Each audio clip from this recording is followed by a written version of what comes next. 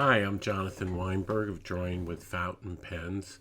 I just wanted to talk about the news that I just heard this morning that Lamy has been sold to Mitsubishi Pencil Company. And this is, of course, immediately causing trepidation in the fountain pen world because so many people love Lamy pens, including me. Lamy and Pelican are my two favorite pen companies, and if you follow this channel, you know I've done several reviews of Lamy's pens, and I particularly love their whole idea of going to high-end designers from outside the company to make their pens.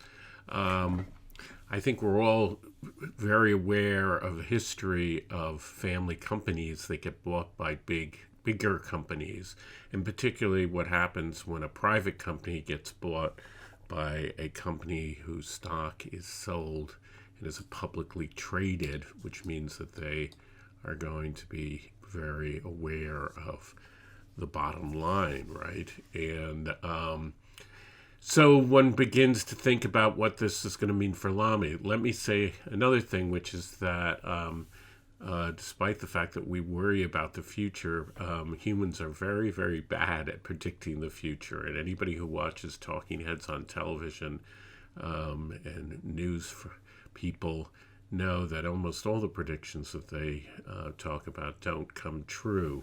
In the history of fountain pens, there's been a constant process of companies buying other companies and transforming over the years, and it's been kind of rocky. I immediately thought of Schaefer, which has been bought over the years by several different companies. But then also, of course, I remember that in the 60s, the smaller company was bought by a huge conglomerate. And it was in the 60s, of course, that the no-nonsense pen came out, which I think is a kind of wonderful pen. So it doesn't necessarily mean doom for the company, but obviously it's going to completely change the culture of the company. Even though Lamy in their press release said that they chose Mitsubishi, which is a wonderful company in its own way. It creates a great pen, the Uniball Rollerball. I have several of those. And it's a go-to pen that I use for just, writing and over the years.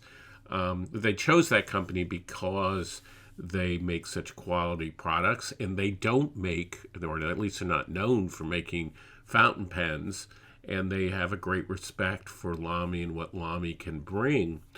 They also pledged to continue to make their pens, Lamy pens in Germany, in Heidelberg. Lamy has something like around 300 employees, and they have stores all over the world. I wonder whether, no matter how committed Mitsubishi is to Lamy, whether they're going to keep those standalone stores going. I know that the one in New York never seems to have very many people in it. I mean, it's things like that. Private companies, we tend to romanticize private companies, and we forget about they often run in ways that are kind of arbitrary. Often private companies aren't necessarily so good to their employees. I have no knowledge myself about what the culture of Lamy is like now and what it's like to work for the company, right? So, but clearly there will be change. An advantage of a smaller company like Lamy pairing with a bigger company is, of course, capital and having the money to expand and hopefully innovate. They speak about how they want to go into the space of digital pens, and one imagines that has to do with computers and et cetera, et cetera. Yet there's also been a history recently, or I don't know how recently, but certainly of a lot of luxury brands being bought by big companies. And in that case, and I think Lamy is like that, the bigger company doesn't want to mess with the prestige of the brand. They want to expand the market, but they don't want to tarnish the brand because that's the whole reason why they're buying it. And I think that the company that makes the Lamy 2000, which is one of the greatest pens of all time, they've been making it since 1966, and likewise the Safari, which is a less expensive pen, but it's also very beloved.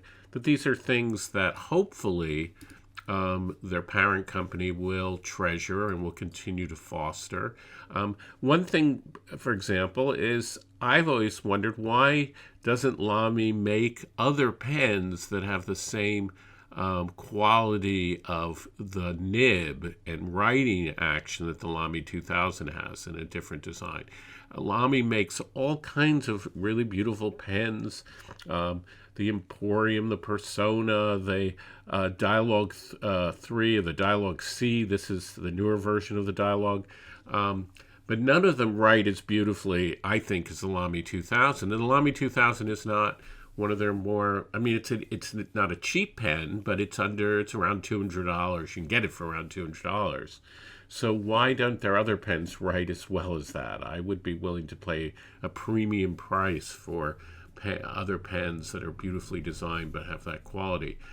Maybe this is something that Mitsubishi will be able to figure out and produce, or maybe, like a lot of other sad stories in the history of fountain pens, like I think right now Parker, and I have to say the later versions of Schaefer have produced pens that aren't so hot, not so great, and you have to keep in mind that as computers come in, and fountain pens certainly went out, but it's not just fountain pens.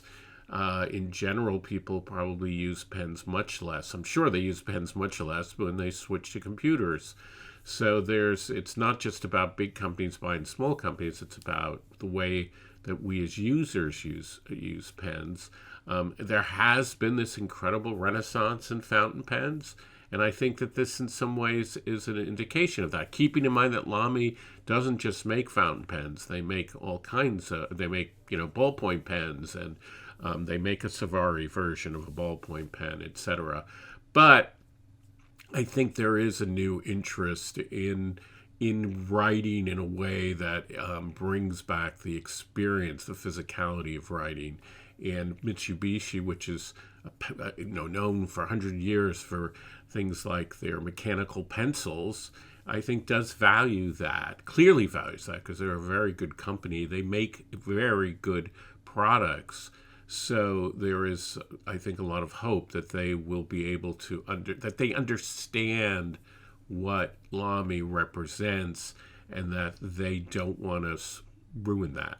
That's, I think, the most that we can say, that we can hope for the best, but also it's not going to keep us being anxious about what this means for the brand. And I think the best thing that we can do is to let it be known what we feel about the new products that come out.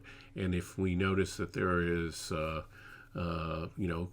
dip in quality, that we make that known. I think that's one really great thing about people who are doing these YouTube reviews. Even if we don't always agree, what we're trying to do, I think, is to raise the interest in fountain pens, but also to sort of advocate for quality and integrity. And those are two things that I think you can't argue that Lamy has stood for in the industry, that they have managed to make very popular products, but with an extraordinary level of care and quality, and that's something that we hope to continue, and we hope with the best. I give them my wishes for